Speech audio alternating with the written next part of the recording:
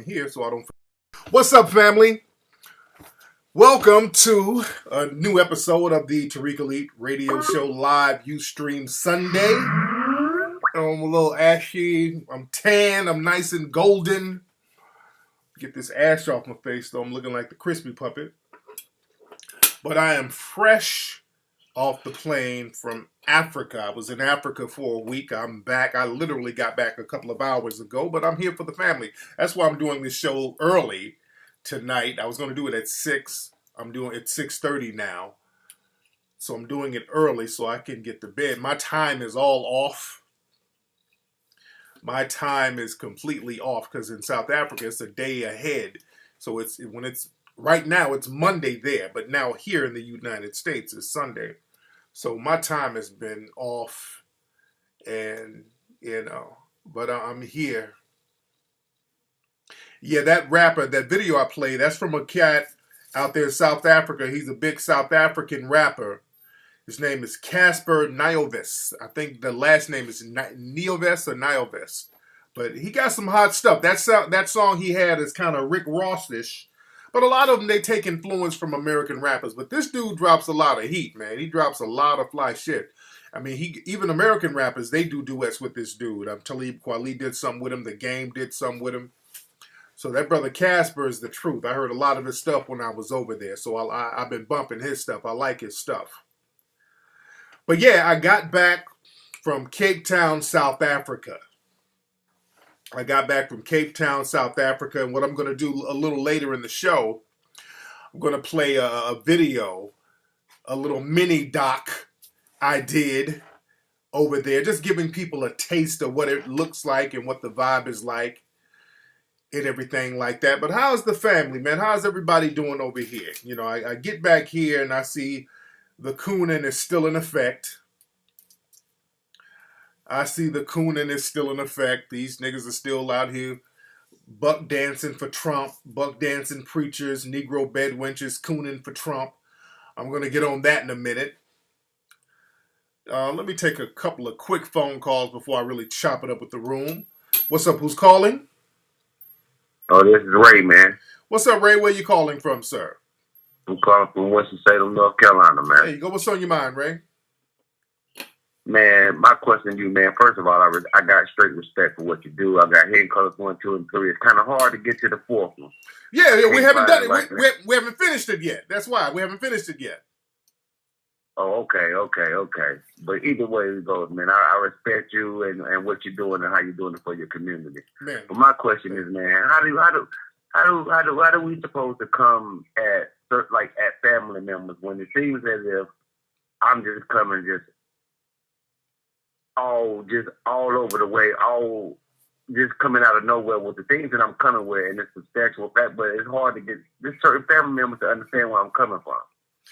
Well, the thing is, man, for some reason, there's been this unwritten rule, especially with black society, that we have to always get some type of approval or cosign from family members. And we do not. That's what we have to understand. If your family is not on the same page, you don't need to be around your family like that. A lot of times your family can sabotage you more than any other person, any other group. That's why people who are only children seem to thrive more, because there are no siblings that's there to sabotage or thwart what they have to do. So sometimes, man, you need to charge certain family members to the game if they're not trying to be productive or if they're trying to sabotage something that you have going on that's productive. And I'm talking about it. That includes mom, grandma, dad, anybody who's going to thwart your progress. You understand that? I feel you. I understand that. There you go, man. So yeah, don't trip on family, because the people closest to you will be the first people to try to keep you there on the bottom. So don't fall into that trap. The white supremacists, they understand that. That's why they're successful at so much stuff. They don't. Yeah. Look, Donald Trump and people like Bill Gates, trust and believe, they got some hillbilly redneck trailer park cousins somewhere. All of them do. You never know it because they don't fuck with them. It's like, what cousin? Yeah, they got somebody on meth somewhere. You know, y'all remember Bill Clinton? What was his brother? He had a brother who was a little alcoholic that they would try to hide all the time. Look at George Bush, George W. Bush's daughters, them old drunk ass daughters that they try to hide with the little ratchet asses. Yeah, I remember. But thank you for the call, fam. Yeah, people, the white supremacists, they know how to hide their family fuckery. They hide their family fuckery. They will disown and not acknowledge your ass. Man, please. All these dudes, these wealthy people, their family members, granddads, grandparents were criminals. Look at the Kennedy family. Go back and do some research on the Kennedy family. They're supposed to be this aristocratic family and all that old stuff, but man, the main patriarch, Joe Kennedy, he was a bootlegger. He would sell liquor. So these people were into all types of stuff. Yeah, Madonna's brother was on that narcotic. What was Bill Clinton's brother's name? Roger Clinton. That's his name. Thank you, Globe. Roger Clinton. They used to try to hide his fuckery all the time. Yeah. Like Diana Ross's brother. Yes, she do hide her brother. I was in jail with one of Diana Ross's brother. Long time ago out here in L.A. Oh, let me put it. Allegedly. He said he was her brother. That was the word. He said he was. I'll just say allegedly because I don't, I got to be, when I talk about past shit, you got to be very careful.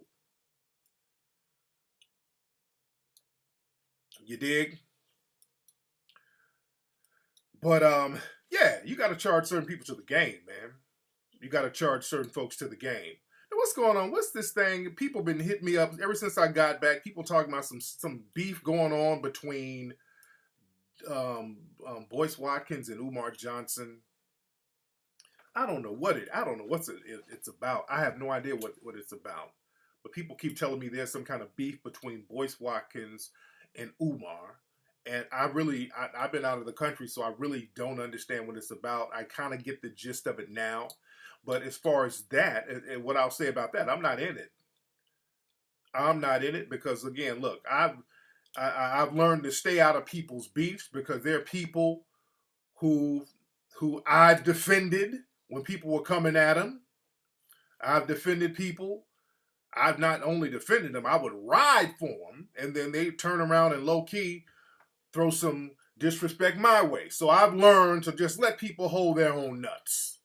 I'll just say that. I ain't in that bullshit. I don't know what that's about, and that's on them. I'll let them work that out, but I ain't in the riding business. You dig? I'm cool. I'm cool. So they'll work that out. So people are like, can you work it out, help out? No, I cannot help out. Again, no. No. I'm not in the middle of that. I ain't riding for folks. And then cats turn around and low-key throw little low-key darts at me out of all people. Yeah, I'm like, okay, people gonna take this shit to a whole different place where it shouldn't be taken. So let me just chill. You dig? So that's on them. That's on them. So yay. So y'all don't hit me up with that anymore. Y'all don't have to come to me about what other dudes are beefing about. They will work that out. They'll work that out. All right? Because I'm not riding for cats. You dig? So yeah, they'll work that out. Yeah, they'll work that out. But Africa was nice, man. I had a great time in Africa. But I've been looking at some of the stuff that's been going on here. Did y'all see that dude Stitches get knocked out? That was funny as hell. That dude Stitches, who's basically an internet troll, this white rapper. That dude is white. I don't know if he's talking about he's mixed or whatever. But this white rapper down in Miami. I think he's in Miami. I don't know too much about the dude, but the dude is he's one of these niggas who trolls cats on the internet, talks a bunch of shit, trying to get his rep up. And he was trolling the game, talking shit about Game, and Game was at a club in Miami. So this dude, this rapper, Stitches, and he got a whole bunch of crazy tattoos on his face, and he was talking a bunch of shit outside the club, like videotaping himself, like, yeah, I'm out here, I'm outside, I'm just waiting on the game to come on outside. He's talking all this old rah-rah shit. He's talking this rah-rah shit. Because, there's cops all around, so he's talking all this rah-rah shit. And because that's what little white supremacists do, by the way. I don't get, just because you talk, and he's saying nigga, every other word is nigga, which is some low-key white supremacists slumming, thinking they got to pass shit. Every other word is nigga. So those white supremacists who think they have a hood pass, they go overboard with the nigga word. They say it just overboard. Like, yeah, nigga, I'm out here, nigga. I'm out here by your car, nigga. Yeah, nigga, nigga, nigga. Just everything is nigga, nigga, nigga, nigga, nigga, nigga. So he's filming himself, talking all this nigga shit. Who is this? Hold on, fam. Who is this? This is my daughter. Hold on. She doesn't know I'm back. Hold on, I gotta let my baby girl know I'm back. Hold on. Hold on. I'm doing my live Ustream show right now. Okay, this shit, I don't like the text to speech, man. Because it be making you say all types of crazy shit, man. So, hold on.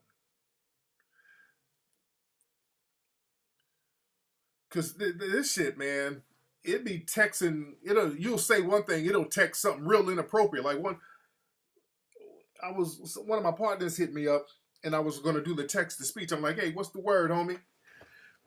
The shit text, and I pressed send, then I looked at it, because the nigga sent me a question mark. I'm like, what the fuck, nigga? Then I looked at it, that shit says, what you wearing, honey? I'm like, oh, hold on, nigga. I ain't mean that, nigga. The niggas be looking at me funny when we hang out. No, nigga, it ain't that. It's the text-to-speech thing that's fucked up. Man, but the Stitches dude, again, he's out there slumming, talking all this old rah-rah shit, selling wolf tickets. There's cops around, so he's talking all this old big rah-rah shit, nigga word, nigga word, nigga word. So Game comes out the club, then he kind of walks up on Game and his folks. And then Game's manager, Whack 100, knocks him the fuck out. I mean, Game and them niggas didn't even flinch. The dude walked up, yeah, all that old rah-rah shit. My nigga Whack 100 just gave him just a one piece and knocked his ass smooth out. And then the guy, the Stitches dude, ended up getting arrested and the whole shebang. And I guess he had people with him. His people didn't do nothing. So now he's still making videos talking about he done got sucker punched. That's white boy supremacist shit. They always talk about they get sucker punched. He's talking about, yeah, I got heart though. I ran up on 30 niggas. I took 30 niggas by myself, but motherfucker, you didn't get jumped. It wasn't like 30 niggas jumped you. One dude knocked you out. So what's all this? I ran up on 30 niggas. Like all 30 of them jump you. One dude knocked you the fuck out.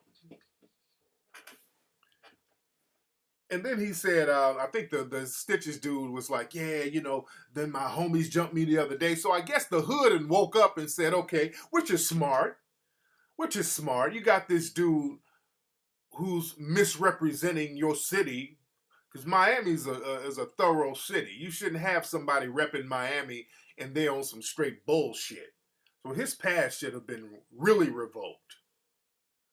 That he say he's Cuban. Dude is white, man. It's a white boy. I don't give a fuck about his ethnicity and all that old shit. He's white. His race, white. All that nigga shit, all that over the top yo. I told y'all about that shit. All that yo bullshit, over the top yo. Those are the biggest informants out there, dude. Those are some of the biggest informants out there.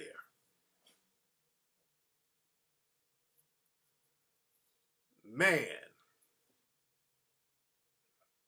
They didn't arrest Whack 100, did they? Well, yeah, they tore his mouth up. Mike 100 knocked this motherfucker dead in the mouth. What's up, Ebony Moses?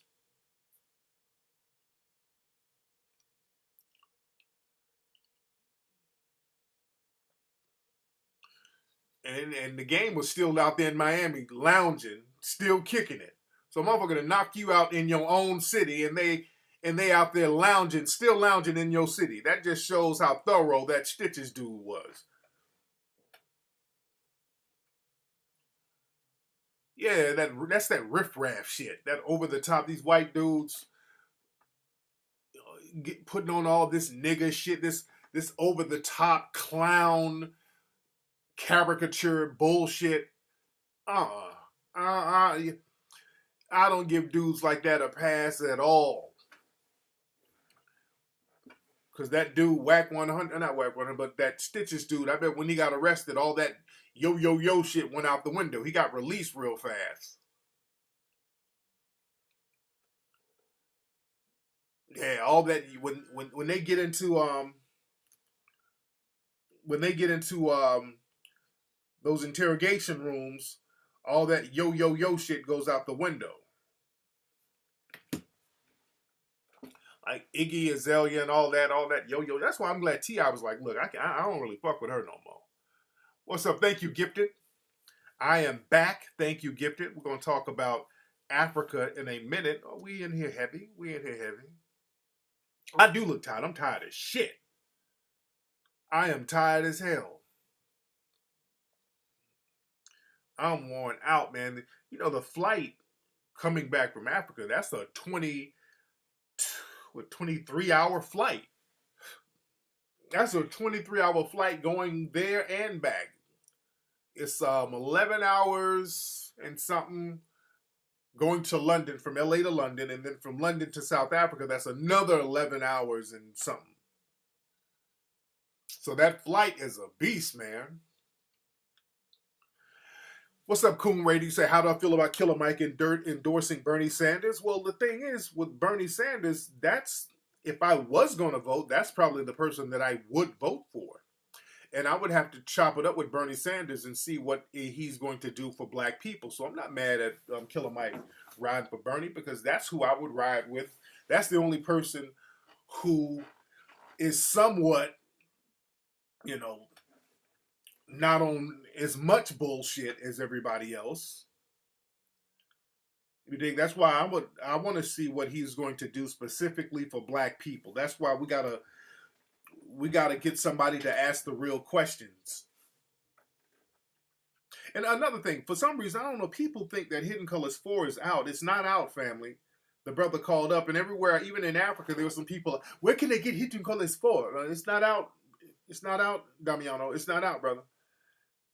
Hidden Colors 4 is not out. We're working on Hidden Colors 4 now. We're working on Hidden Colors 4 now. It's not out, family. Yeah, the boys enjoyed the trip. Their sleep was off, so there was a little whining going on. But my boys are riders. My babies, they're riders.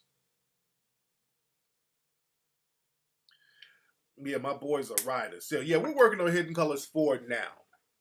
And by the way, for a lot of people who wanted to be producers on the film and all that stuff, again, go to hiddencolorsfilm.com, and there's a link on there where you can become involved with the production, because we are still in mid-production of the film. So we got a ways to go. We got a ways to go. What's up, Sky? Say, adopt you. Hilarious. Man. But South Africa is a beautiful place. Oh yeah, my wife is always looking fly. Thank you so much. But the safari ride was cool. We had a good time at the safari. That was about 3 hours outside of Cape Town. Shout out to my driver, the brother named Tingo over there. I'm gonna give y'all his information. So if you go to South Africa, I want y'all to hook up with my brother Tingo. He's a native brother there, and he was my tour guide for the week. And real good dude, gives you real good reasonable rates. Took me all around Cape Town. You know, this brother will break Cape Town down for you, all the way down, takes you to all the spots. And, we were driving along to the safari and just going through the African countryside, just strikingly beautiful, man. Yeah, Africa is such a beautiful country. It's an absolutely beautiful country. The mountains, and you're driving down the freeway and you see little baboons and shit running across the freeway, and there's just beautiful mountains. Just the scenery is beautiful, man. Just a beautiful, beautiful, beautiful landscape. There's some fine women in South Africa. South Africa has some fine ass women. There's some pretty ass sisters out there. There's some beautiful sisters out there. And cool as hell, man. The sisters are real cool out there, too. The sisters are real cool out there. And I gotta learn some of the languages, because in South Africa they speak different language. You know, everybody speaks English, but then people start speaking native tongue, and they have like a whole bunch of different languages that they speak. It's not far-fetched to meet somebody who speaks about 3 or 4 different languages. Because my tour guide, he would talk to one dude, they're speaking Zulu, another person speaking Arabic, then another person speaking Swahili. So the languages there are so elaborate and beautiful. And I was somewhere, and it was a pretty ass sister. I was at the mall somewhere. Then she started talking to somebody else. I was buying something, and she was talking to somebody else in the background, and then she was talking with the clicking sound. A lot of folks, they got the click sound. It's a click sound. It sounds crazy, but it's a fly language, though. That shit sounds tight. And them fine ass women spitting that clicking at your ass, and if I was single, I'd be clicking right back. Like, when they gonna give up that pleasure? Like, you clicking too. Who do I need to ban? Who's in the room? Who's in the room trolling? Somebody's trolling.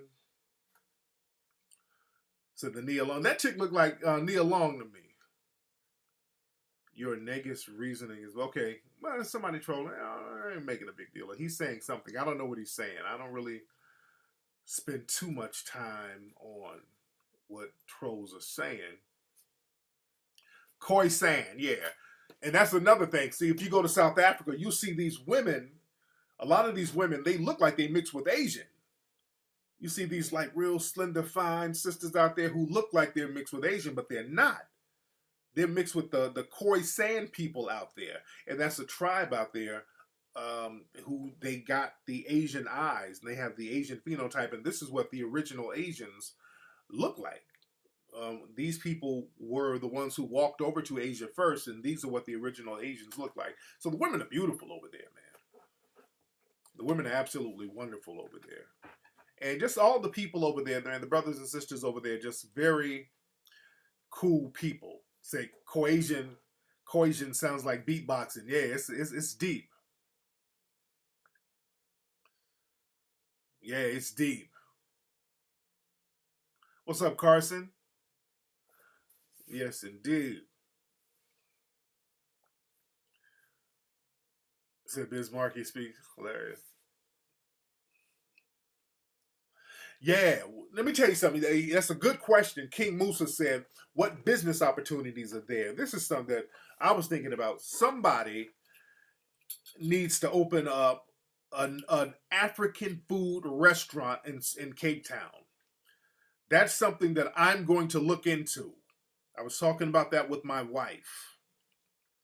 It's something I'm going to look into because there's too many tourists out there, and there's only a handful of authentic African food restaurants. We could not find authentic African food at a restaurant. There was one spot we went to, but I think that was owned by some white people.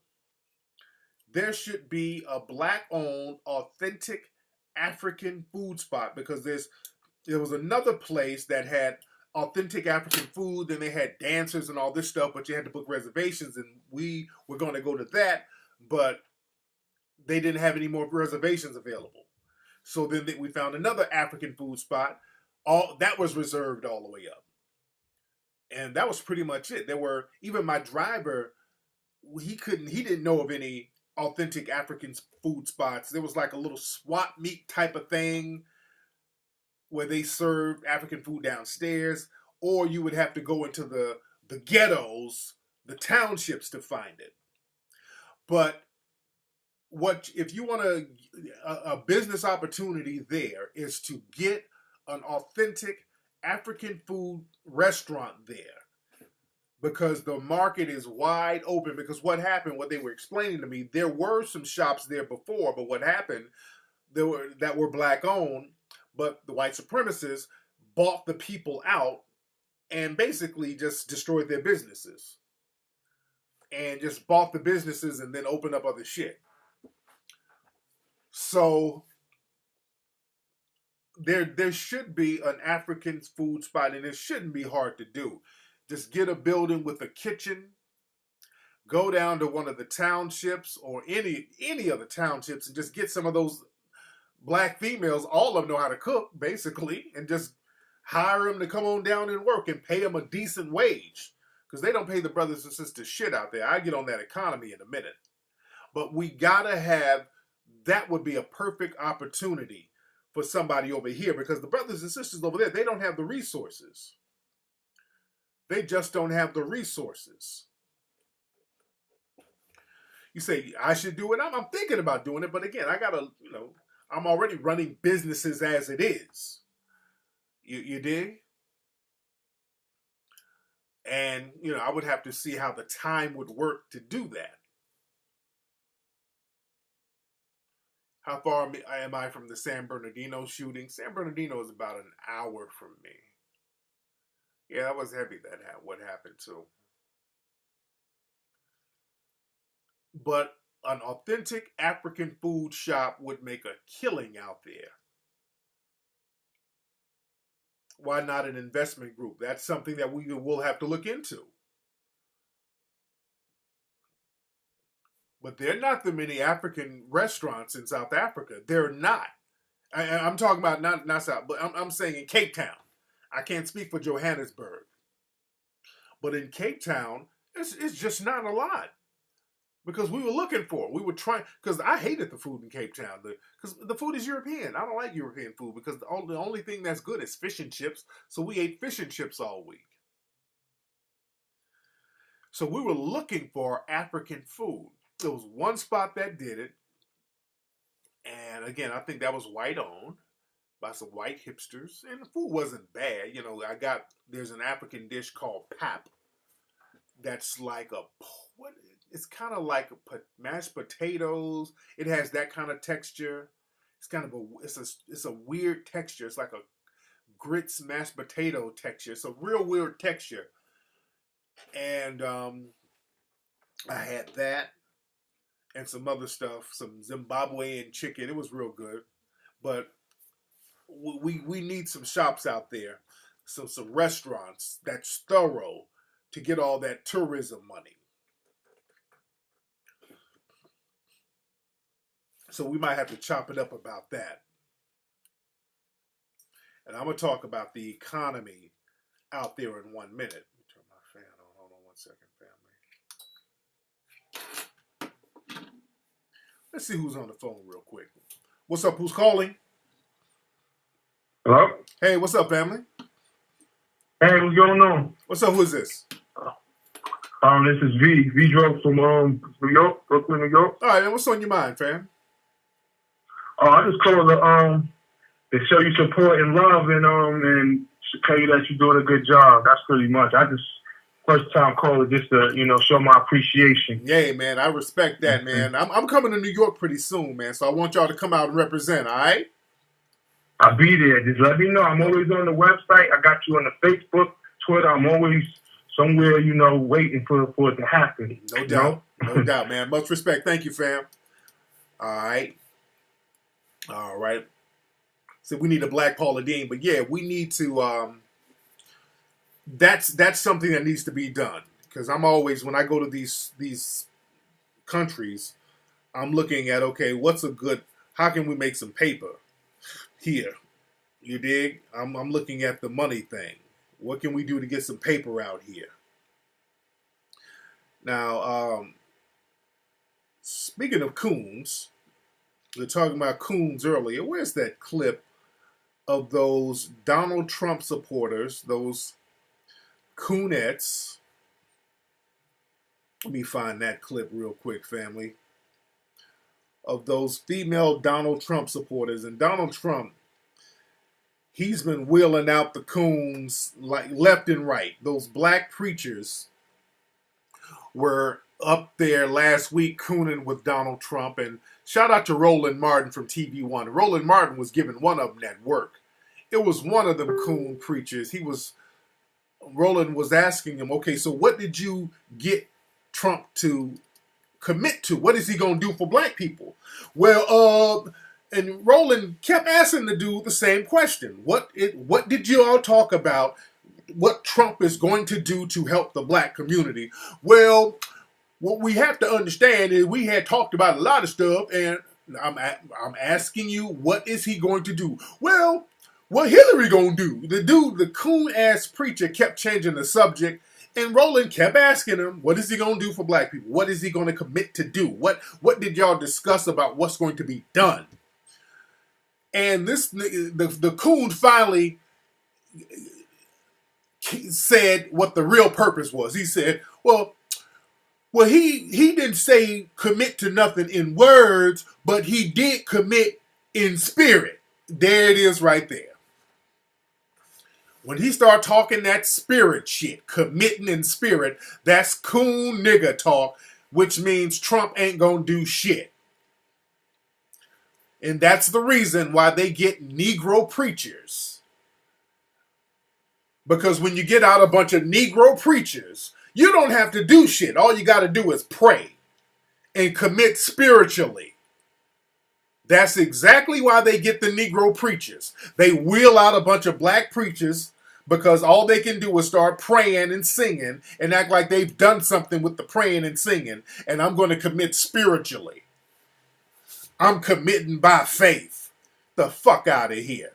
These coon preachers, man, need to be run up out of here.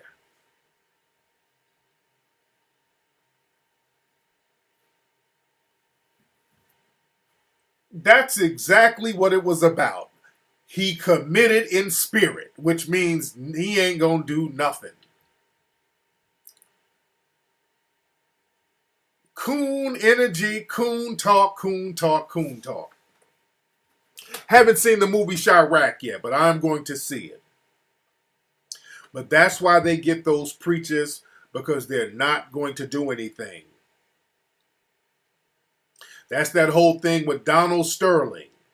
Donald Sterling went around a bunch of black folks shucking and jiving, just like, and Obama too, with President Barack Obama too. Remember when black folks started getting shot up, and out there in South Carolina, Barack Obama went out there acting all helpless. He get around, when Barack Obama gets around other groups of people, he starts giving out policies and enacting policies and signing orders and, tangible things. But Barack Obama, y'all remember that time Barack Obama got up there in that church and started singing. He gave us prayer. He got up there singing Amazing Grace. So that's that thing. We got to get off that shit where when they come around us, all they got to do is sing and pray and we good. No, we need some tangible things. All that coming around us singing and praying, that shit is for the birds, man. We got to call that shit out. That's a scam and a hustle. You dig? But now the cooning, these two bunny ruckus ass females, look at this video. Look at this bunny ruckus ass shit right here. Look at this.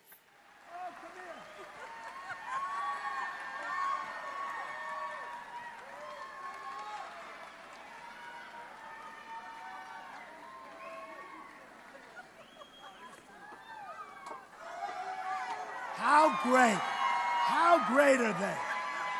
How great are they? I turn on my television one night and I see these two on television. I say, they are the greatest. What is it? They became an internet sensation I hope you've monetized it a little bit. Do you want to do a little routine? Come on, go ahead. Well, first of all, I'm glad that the media can see us and all. See them? There they go. There they go. I see them. I see them. I want everybody to know Yes. that we stand behind Donald J. Trump. Yes, we do, baby. Yes. Yes. We support Donald J. Trump. Yes. And we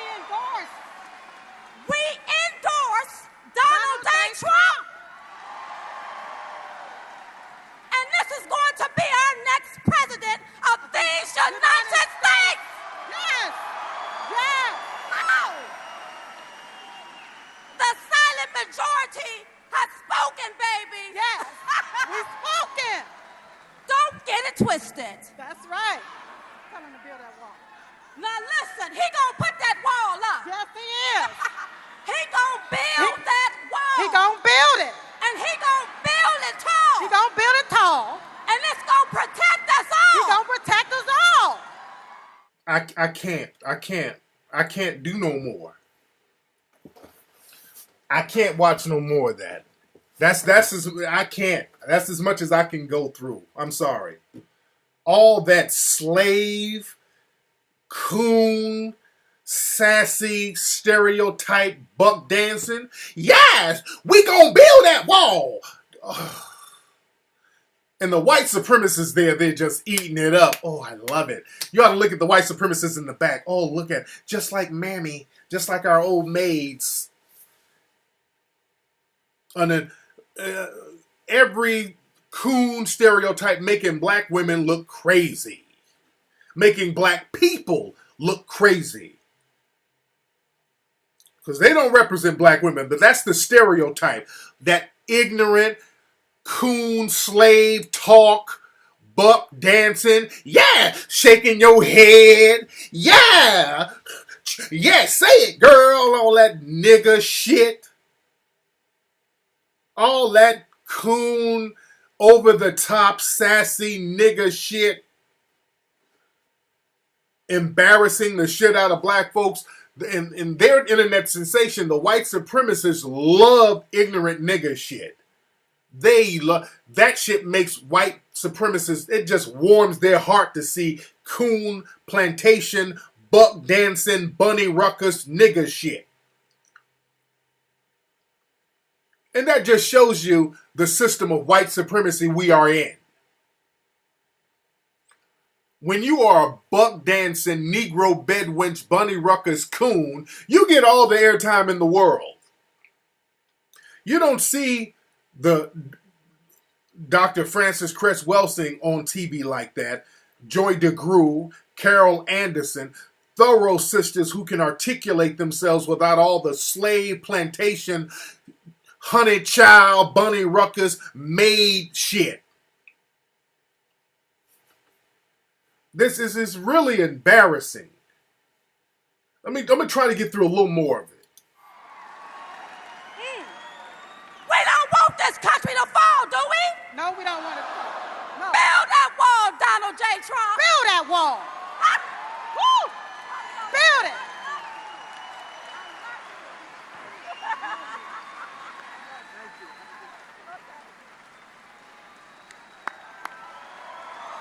How good? How good? Do my slaves represent or what? Do my little coon slaves, that's the look he had on his face. Are my coons out here representing black folks, older black folks, and all these middle-aged bunny ruckus, and those Negro preachers too? You have dropped the ball.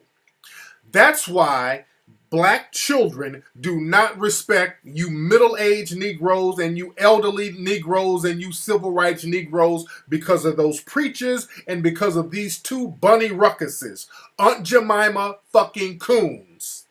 That's the reason why so many youths out here are rebelling against y'all stupid asses. And they should. Because the minute y'all get around some white supremacists, y'all put on your tap shoes and your head handkerchiefs and y'all get to buck dancing and getting the biscuits warmed up. That was the most Bunny Ruckus ass shit I've ever seen. That was the epitome of Bunny Ruckus.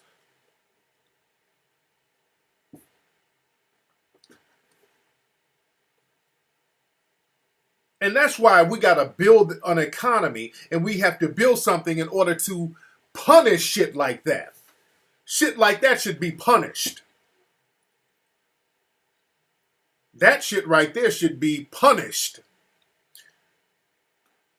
Just like in South Africa. I was just in South Africa. Look, back in the day,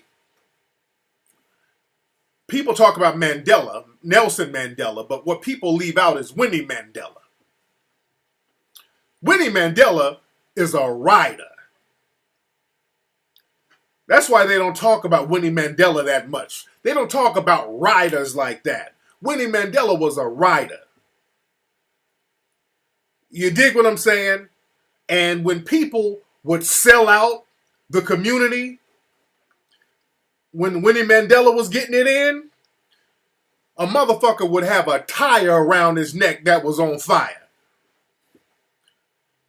You dig?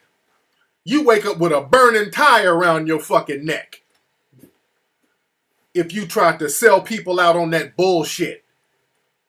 Because that's what they were doing. They were just selling us out. Just selling black folks out with that coon shit.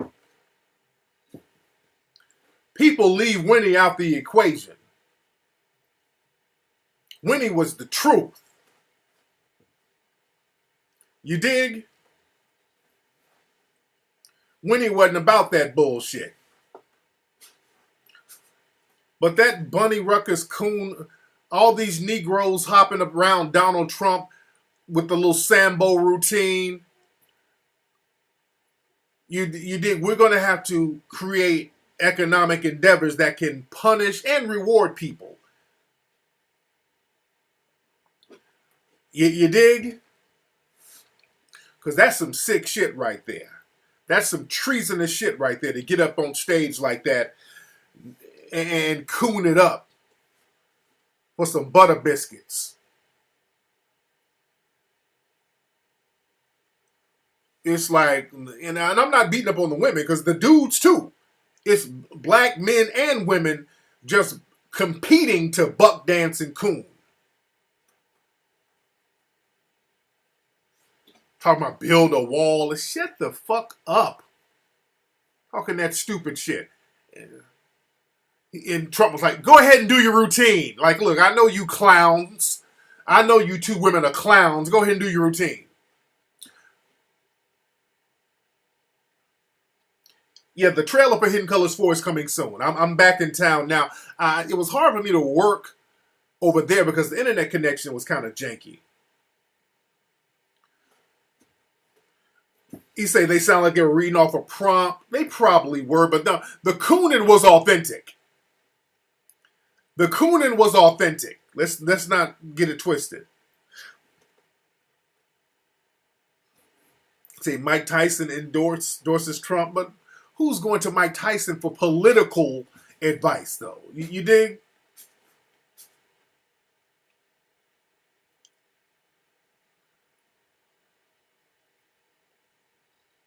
Yeah, we are the only people with no government. But the thing is, the only government is white supremacy. Let's be very clear. The only government is white supremacy. Because see, people, when people start talking about nationalizing and all that, we need to nationalize, blah, blah, blah. But look, dude, I just came back from South Africa. They're nationalized. They're the natives from the land there. And white supremacy has them in a chokehold. But let me do this. Let me play you guys a clip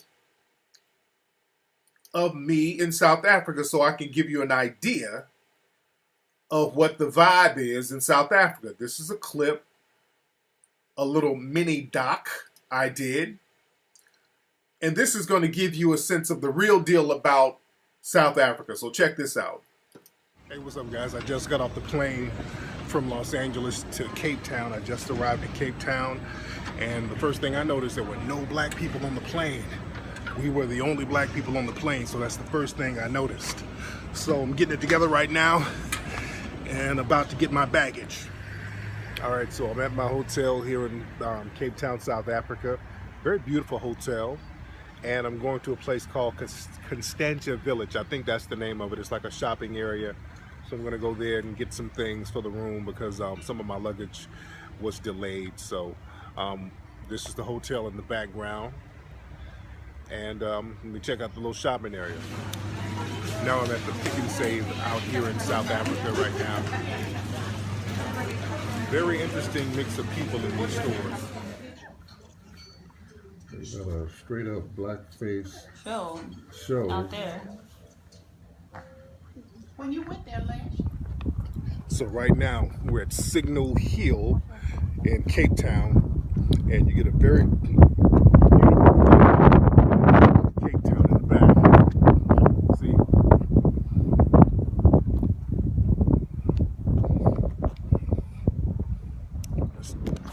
Okay, right now I'm at Camps Bay Beach out here in South Africa. That's my man Tingo right there. It's beautiful, man. It's a very beautiful beach over here. And the water gets... Show them that side there. Yes, the water gets hella cold over here. But it's a beautiful beach here in South Africa. So I'm gonna go feel the water. I'm not getting in it. I'm gonna feel the water and see how cold it is. You know, one thing I notice out here, a lot of the people, the customers and the people who are spending money are the white people, and the people who are doing the serving are usually black, like over here.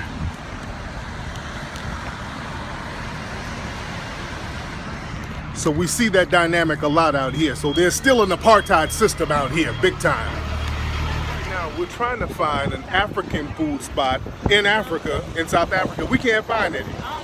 So we're going to find an African food spot at another location, but we're in central Cape Town, and it's like a scavenger hunt trying to find an actual place that serves African food. That's a shame. So, about to get into this African dish right now. This is called pap, and that's gobi. So I'm gonna taste it and see what it tastes like. What's up, buddy? Hey, there you go. What's up, man? Posing. There you go. My brother out here in Cape Town. My brother's out here in Cape Town. You good? My man swagging out. All right, family. All right, we're in one of the townships out here in Cape Town. It's real out here, baby. It is real out here. What's up, family? How y'all doing, fam?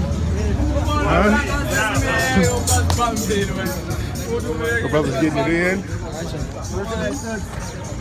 So the other day I was walking around downtown Cape Town, and I saw these brothers protesting, and I wanted to take a picture with them, and they recognized who I was, and they were like, "Hey, Tariq Nasheed, we want you to do a lecture out here today." I'm like, "Well, I can't do it today because I'm with the family," because I wasn't planning on doing a lecture, but I ended up doing a lecture Thursday, a real brief one just for the family because they asked me to come on down, and I was just very glad to vibe and network with the people here, and the lecture turned out real good.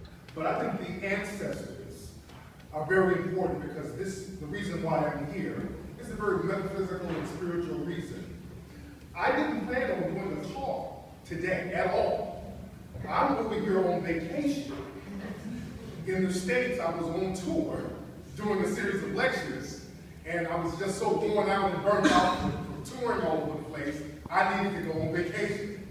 So I planned a few months ago while I was on tour, I'm going to Africa. Go to South Africa with his brothers and just kind of be with sisters and just kind of relax. And I get here on vacation. I got my family with me, and this is my first time in South Africa. I've been to Tanzania, I've been to Egypt and other places, but this is my first time here.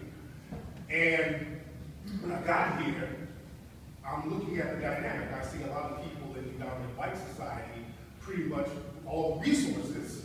And I said, we're on a safari right now. South Africa.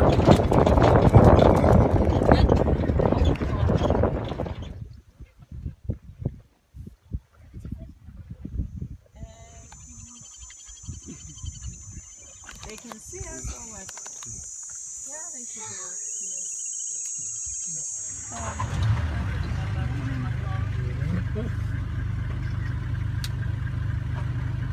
Now, right now, we're at a place called Table Mountain here in Cape Town, South Africa. It's very beautiful up here. And this is the view. This is one of the views right here. We're way up, very high up. And there's a local tribeswoman right there. She's trying to choose. Okay, I don't know what this is. Okay, what the hell is that? It looks like it's taking a piss. Oh, it is. Okay, so we gotta. It's taking a. Okay, it's okay. So he's getting this little bowel movement on. God damn. He's dropping dookie turds like bowling balls. And he looked up like, nigga, what?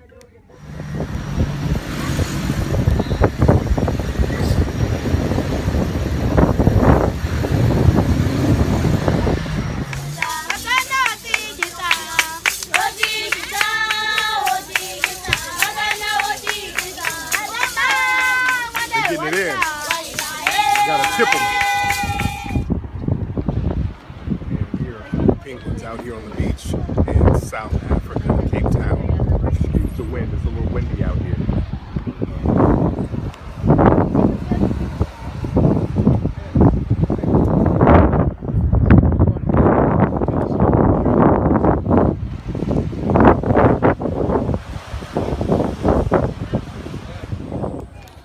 Right now I'm in another township in South Africa called Mashpumalele.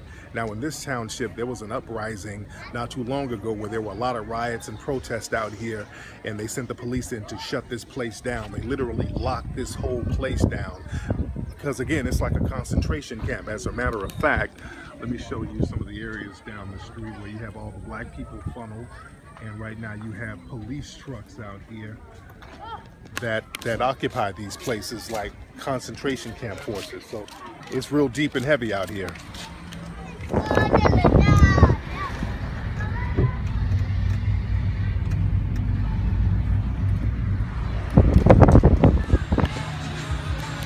Now right now I'm in one of the townships called Mandela Park. Now this is basically a shanty town. They have funneled all the black people in this section.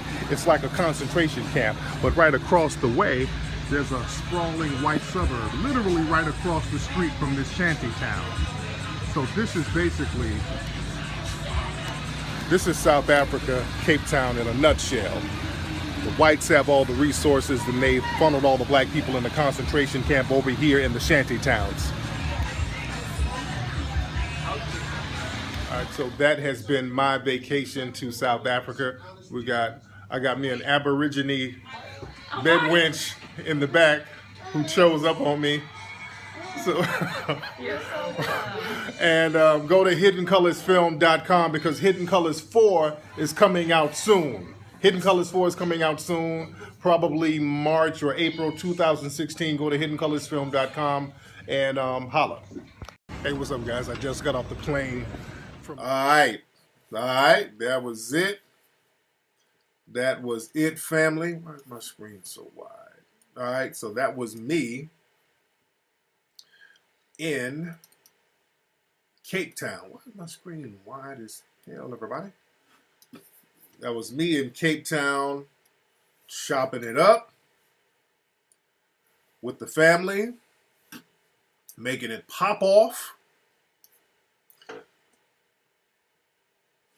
But man, that's the thing about Cape Town, man. Physically, it's a beautiful country. I mean, South Africa is a beautiful country. Cape Town is a beautiful city. But apartheid is alive and well in Cape Town, man.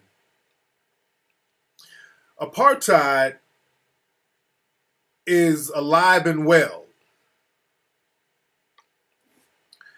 And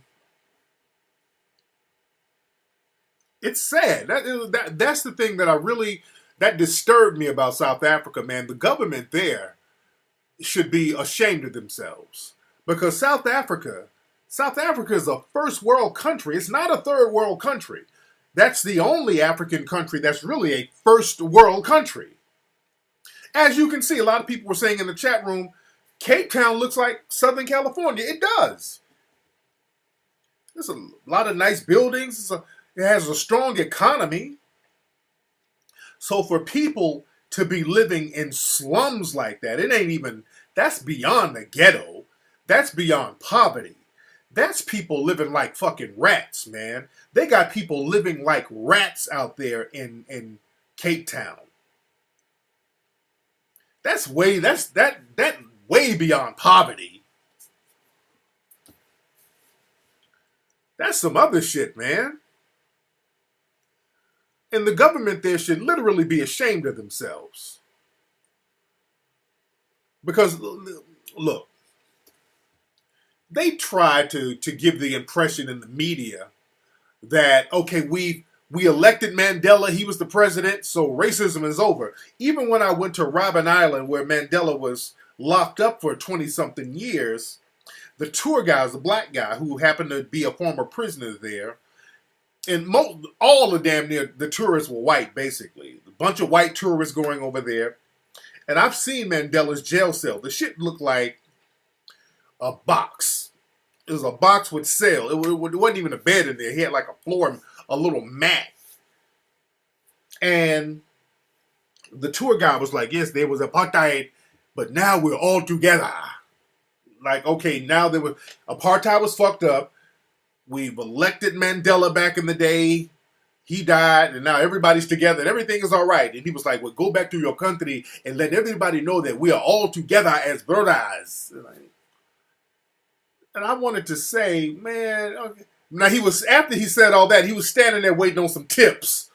And they were tipping him. I said, okay, he's hustling. I'm a hustler. I know a hustler when I see it. When they start talking all that together, we're together, give me that tip. Because that's what the white supremacists want to hear. That will relieve their guilt.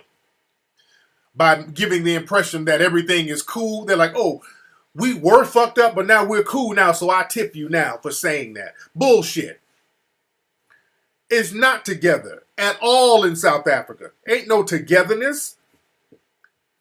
Don't let nobody tell you there's some togetherness and ain't no more apartheid. Apartheid is alive and well in South Africa, man. And now the apartheid is economic. The apartheid is economic, dude. I'm at my hotel. We're the only black people there. It was a very nice hotel. It was a 5-star hotel. I shouldn't be the only black fucking person staying in a damn 5-star hotel in a black majority country. So that felt weird. And they looking at me real funny style. See, yeah, that's the thing about white supremacists. They cool when they're slumming. When they're going down with a bag of potatoes to give to the little Negro children in the ghetto, they're cool with that. They'll come around, they'll slum. But when you are up in their shit, oh, you get the dirty looks. Oh, you get the dirty looks.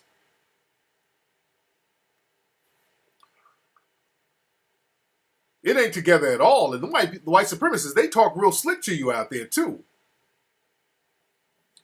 They talk a little slick to you. They have a little attitude if you're in their space. The majority of the black folks you see in South Africa, especially Cape Town, are people working. You see workers. That's all you see. They're workers and white supremacists owning stuff.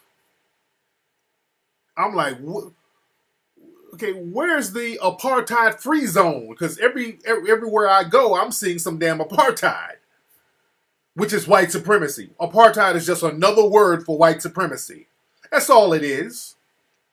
And somebody asked a good question. They were like, well, how does a minority, because that's how white supremacy works. See, the white people in South Africa are a minority. White people are 8% of the population in South Africa. Black people are, I think, 80. I think there's some Asian and East Indian mixed in there, but I think black people are 80% of South Africa, which makes sense, it's in Africa. But that 8% controls all the wealth, power, and resources. That 8% controls the wealth, power, and resources. And that's how you can control an 80%. Once you control the money, the wealth, and the power, and the resources, you control the military. Because the question is, and this is a good question, why don't people just raise up? But this is the thing. This is what they do. This is how slick the white supremacists are. Within black society, the white supremacists, they've created a color hierarchy that's legalized. See, over here, you black, you just black. Over there, you got black, and then you have colored. You have black, you have colored, you have white, you have East Indian, then you have Chinese. So black and colored, basically, a dark person is black. Me, because I'm brownish, I would be considered, and they kept telling me this, that I'm a colored. So they're telling me I'm different from the black person. And they got townships, which are ghettos, that's for the black people, and other townships for the coloreds. So you go to one township, everybody's jet black. Then you go to another shanty town that is that's less fucked up than the first shanty town. Instead of one crumb, they give you 2 crumbs, but you're still in the shanty town, but all the people are a little lighter. It's crazy, man. It's a complete mind fuck that they have over there. So they give you 2 butter biscuits instead of 1. That shit is crazy over there, man. That black colored shit. That comedian Trevor Noah, he's from South Africa. He's one of those colors. And if you listen to his comedy, you can hear that almost sense of superiority over other black people in his comedy. He makes jokes about it, but you can sense it a little bit, and he becomes the pet Negro to the white supremacists. Because the colored blacks, again, they will give them a couple of extra biscuits on the job. You dig? And also with the townships over there, which are ghettos, because all these places, they have cute names for ghettos. They call their ghettos townships over there. And the townships are nothing more than prison camps. All those shanty towns, those are prison camps. And the way they set them up so that there's only one way to get in and one way to get out. So if there's an uprising, they can shut off the entrance and exit points very easily at these places. They also keep them by freeways. A lot of them are by freeways. One of them that I was in, there was just an uprising there a couple of months ago. They don't show that in the media. There was some brothers and sisters was getting it in. They literally shut the place down so that nobody could leave, nobody could come in. If you can shut down a neighborhood, that's a prison.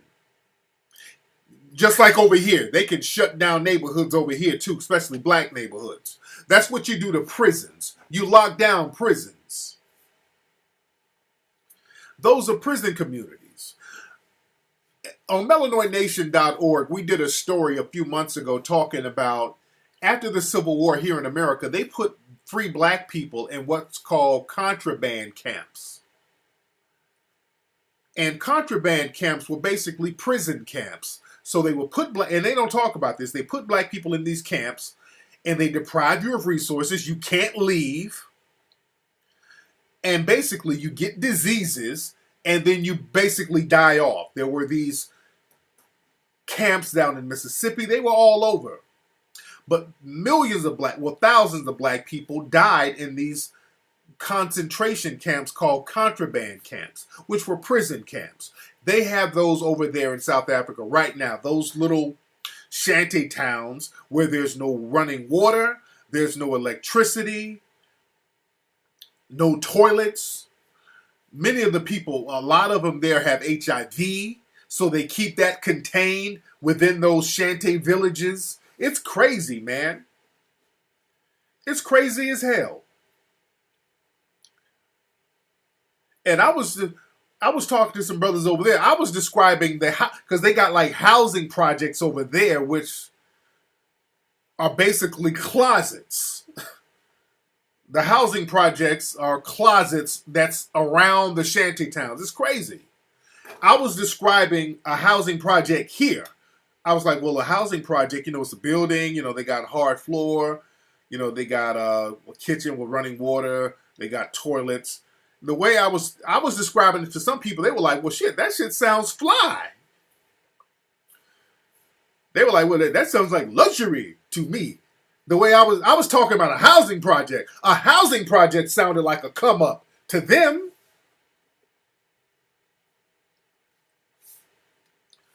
Because I'm telling you, I'm not cool with being at a 5-star hotel and there's malls and all types of nice fly shit. And then when I go to the black side of town, which is a few blocks away, there's black children taking shits in the street. I'm driving, I'm seeing little kids taking a shit off the freeway. I'm, what the fuck is this? Because they ain't got no toilet. I was very disappointed in South Africa.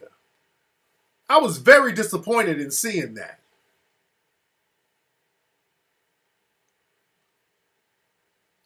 I was extremely disappointed. I'm like, what kind of government is this shit, dude? And, I saw some sisters. They had orphanages there because, a lot of kids, sometimes the kids get abandoned. The parents die. So there's this one sister, because I was very adamant about going to a black-run orphanage. Because I'm like, I don't trust none of the suspected white supremacists here. Seeing this shit, I don't trust none of them. The suspected white supremacist suspects.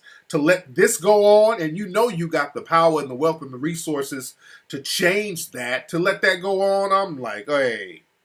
But I saw this one sister.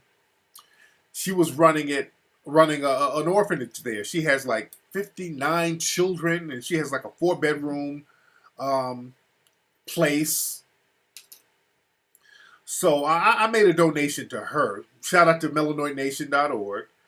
I gave her 15,000 Rand. That's the money denomination out there. It's called Rand, which is about $1,000 in US dollars. So I wrote a donation check to her because I wanted to help those children out and help her out for helping the children and taking the children in and looking out for them.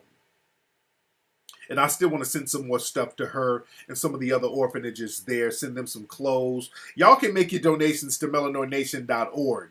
If you look, after seeing that, y'all stop donating money to all of these non-black organizations. Don't donate another dime to them. Don't donate another dime to some of these non-black organizations that's in Africa. All these Sally Struthers people. Don't donate shit because they ain't doing nothing with the money, man. They ain't doing shit with the money. They're just not doing nothing with the money. After seeing that, they ain't doing shit with the money. Just like in Haiti. We gotta get down there in Haiti to do some stuff. In Haiti, people donated millions of dollars, and what they built like one house. These white supremacists are just pocketing the fucking money. And the sister I donated the money to, she was at first when she was gonna meet me, she was hoping that like, hey, that I ain't connected with no white supremacist organization. Especially some white female-run organizations. She was real adamant about that because she said that a lot of white females come over there and then try to take over her shit. See, they'll go out there and act like they're going to help you. Oh, look, I got this and I got that, and I can give you some food and shoes and clothes. And they do all that. They run that game, and then they take over your shit and then start running commercials using your kids and using your orphanage and then go out there and promote it and then pocket all the fucking money. So they run all these scams, dude. We get the money over there directly to them. I hand the money to them. We get the money to them. Y'all do not give enough. After seeing that, dude, don't give another damn dime to none of those non-black organizations. Don't trust them. They ain't doing shit. Those people, children shouldn't be shitting on the side of the road in a country with as much wealth as Cape Town, South Africa. It makes no sense, man. I went into one lady's house, and they're very lovely people, man. They showed me the utmost love and respect in South Africa. I went in one lady's house. Dude, Peanut had to go outside. Peanut almost started crying. It was so bad. The lady's house looked like my closet. I got a walk-in closet. Her house was like my walk-in closet. She had a bed. She was there with her grandson. Her daughter was there, a little teenage girl. She was washing up in a little foot tub. I'm like, man, come on, dude. The fuck is the government here doing? So they need to be called to task on that, especially over there. It's crazy over there. And from what I understand, they built houses that were supposed to be, they're supposed to be government-funded homes that were supposed to be given to the people there, but the government low-key sells the houses to foreigners to come in. So they gotta, dude, South Africa's on some bullshit, man. Letting people live like that. So, you know, they're running the black areas like prisons. It's prison camps. So that if there's an uprising, they can lock down these little communities very fast. They can lock these communities down very fast. Apartheid is alive and well over there. Again, like I said, there was an uprising. What's the name of that shanty town I went to? They just had a big uprising over there where they were going at the police heavy. You know what? That's a good question. You said, what's the mentality of our people living in these shanty towns? You know, the mentality is, man, surprisingly, the spirits are high.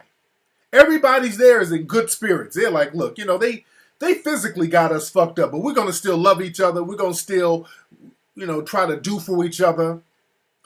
People were still trying. They were still in good spirits, man. You know, the kids out playing.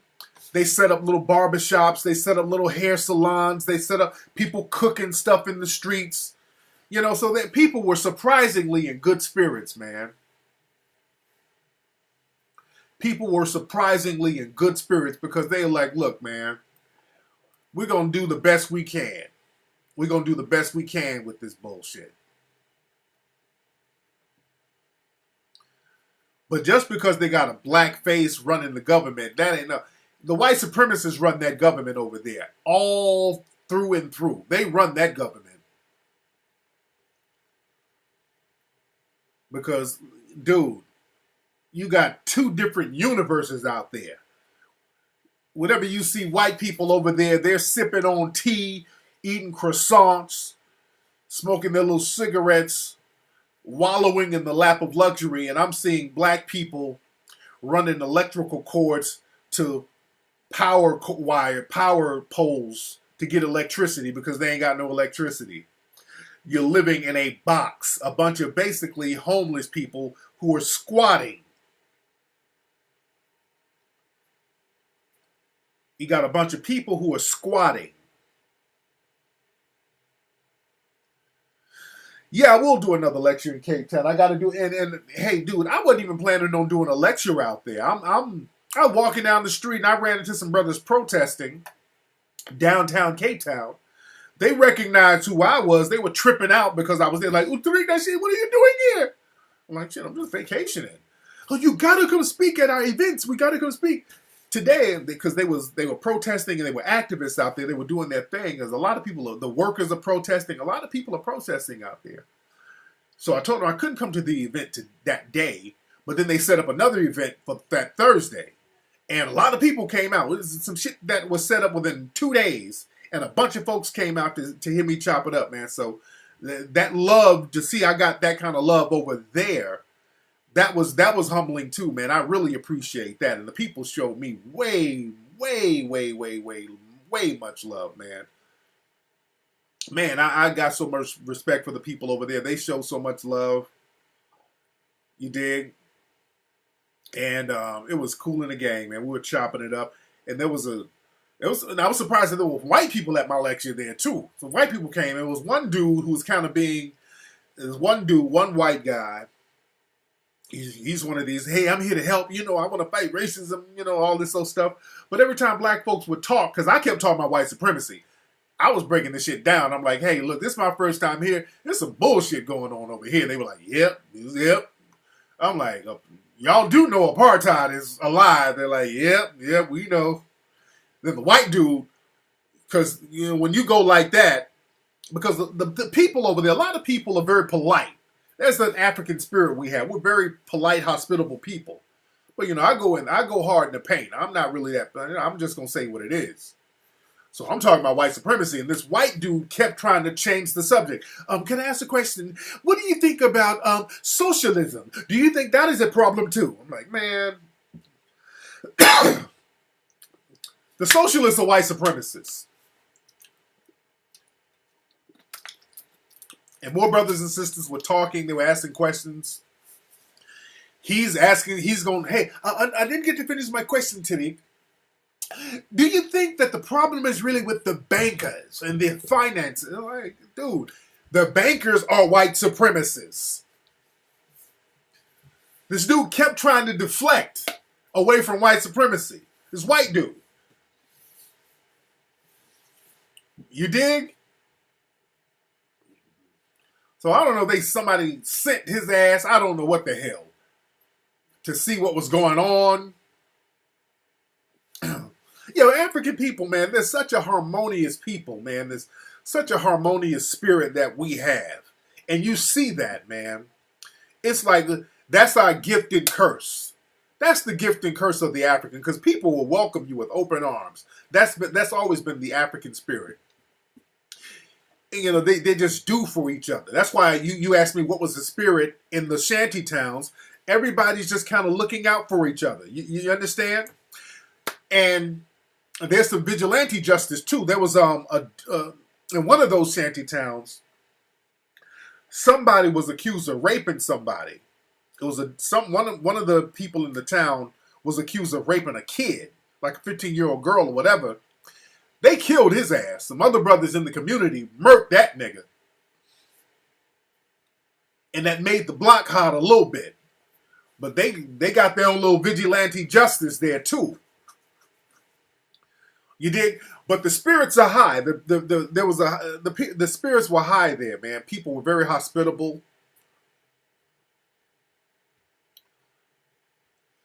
He said, how did the white people treat me there? I got some funny style looks. Just a lot of real funny style looks. They were cool for the most part, but there were some funny style looks. Especially at the hotel. It was like a couple of times, some of them assumed that I was the help. Because I'm at the hotel and, I'm walking around and motherfuckers coming to me, excuse me, where do I go to get towels? I would purposely give their ass fucked up directions. Okay, so what you gonna do? You gonna go down that corner, you gonna make a right, then you gonna go make the first left. I was telling them some bullshit. Don't ask fuck I look like. I don't have on a uniform. They assume because I was black, I worked there. That happened a couple of times, people asking me shit. Do you know what time do they serve breakfast here? Oh, they serve at 10 a.m. Now I know they serve it at 7, man. 10 and the shit is over. Don't be asking me some shit like I work here.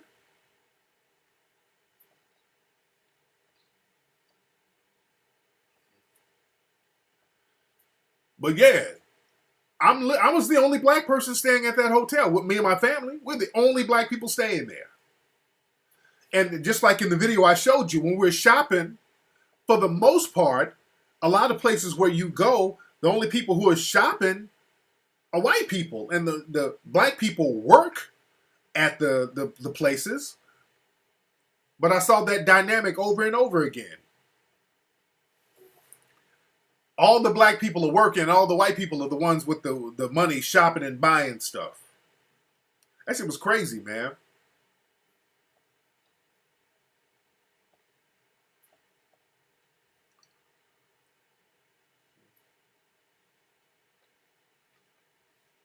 They said, excuse me, boy. Yeah, they asking me shit like I'm the help. Fuck out of here.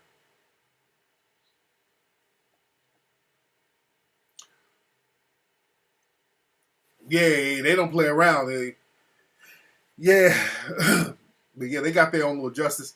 Yeah, there was Peanut got into an argument with the guy who owned the venue for the lecture I did the day before. That's why Peanut didn't go. Peanut couldn't go. I just stay in the room. Because the dude, I went to the venue the day before with the guys, the promoters and the activists. I went to the venue with them a day before to kind of look at the venue and check the microphones and all that stuff out. And the white guy who owned the place, it was a real nice place, real nice venue. And he's kind of looking at us funny, and I get it, because these people who, have these venues, and that even happens over here. Sometimes they're real suspicious, and they'll look for reasons to not have you use their venue. Yeah, my wife is a goon. My wife don't give a fuck. My wife, like me, I know how to. I have a little more decorum. My wife don't give a shit. So we're in the venue, and I checked it out, and the owner is he's creeping around, looking with the side eye, looking suspicious. So we leave, and I said, "Look, I got to use the bathroom." And Peanut's like, "I got to use the bathroom too." So we go use the restroom, and I use the restroom, and I'm finished doing my thing. And Peanut's using the restroom, and I think she's washing out the baby's bottles and all that. So I think she got water all over the place. And the dude, I'm in the car, and I'm waiting on Peanut. She comes out mad, and I'm like, "What's wrong?" Like, fuck him. I'm like, "What?" What's wrong? I had to cuss this motherfucker out. She's talking all loud. I'm like, "Get in the car, get down." Like, "Get in the car, enemy." So we're driving. I'm like, "What happened?" She's like, "This motherfucker, this dude, I guess he's the owner, whatever. He walked in the women's bathroom while my wife was in there. It was like, 'What is this mess?'" And she was like, who the fuck are you talking to?" He's like, "You made a mess in here." She's like, "Fuck you. You don't come in here. Who do you think you're talking to? I ain't from here. Fuck you." So my wife is cussing him out. And I don't know, they were going back and forth. So she bounced. She was mad. Because, again, they talk to folks, they talk to black folks kind of sideways out there.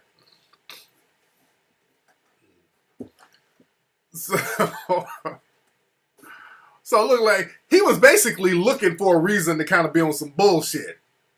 You dig? So yeah, a lot of American black folk, you go over there, you will cuss somebody out. You will want to cuss somebody out.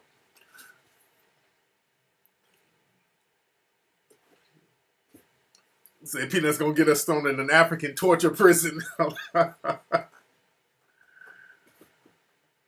But yeah, I know how these cats are, because I'm like, look, I'm gonna use this motherfucker's venue to speak out against white supremacy. You dig? So I don't give them a reason to kind of use. That's why whenever we do lectures, me, Ola, Sean, we make sure the venue is spotless when we leave. We go out of our way to make sure everything is cool, everything is smooth, because they'll look for any reason to try to say, "Hey, we ain't gonna let you speak here. We ain't gonna do this. We ain't gonna do that." No. We're gonna be cool, because we're gonna use your venue to challenge white supremacy. So we ain't gonna give you no reason to be on that bullshit. Now, my wife just don't give a shit. Coochie Berry don't fuck around. Even with the Mandela tour, my wife left because the dude was talking some bullshit. The dude was on that old "we're together," and he was one of these dudes, he's kind of a gruff type of dude. And, he wanted the tour to stay together, because I don't like group tours, and I didn't know that the Robben Island thing where Mandela's prison was, I didn't know that was a group tour. I despise group tours. I literally hate group tours, because you got to wait, and you got to move in a group, and you got to wait, and I fucking hate it.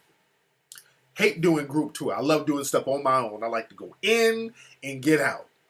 Because with group tours, they got to drag shit out. They got to drag every, I just want to go in, see Mandela's cell, and bounce. They got to show you every part of the prison. This is where we ate supper in the prison. And I'm like, okay, all right. So my wife left. She was leaving, and the dude giving the tour, who used to be a prisoner there, he's like, "Where are you going?" I'm gonna go. I said, you can't leave. Yes, I can. I gotta go. You got to stay with the group. I'm about to go. So Peanut walked out. My wife is very rude. She don't give a shit. So I'm just kind of hanging around because I want to take pictures of Mandela's cell. My mom is there, and we leave there, and we had to get on a bus and go back to the front, and then we had to take a ferry. The boat was cool. The ferry boat was cool because there are a lot of seals in the water, and we saw whales. Oh, it was tight. It was tight. It was beautiful, beautiful.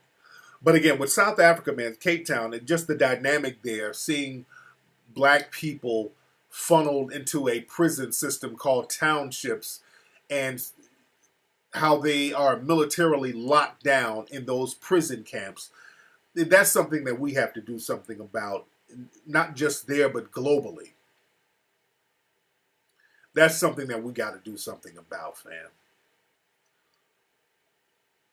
Anyway, y'all, that's been tonight's show.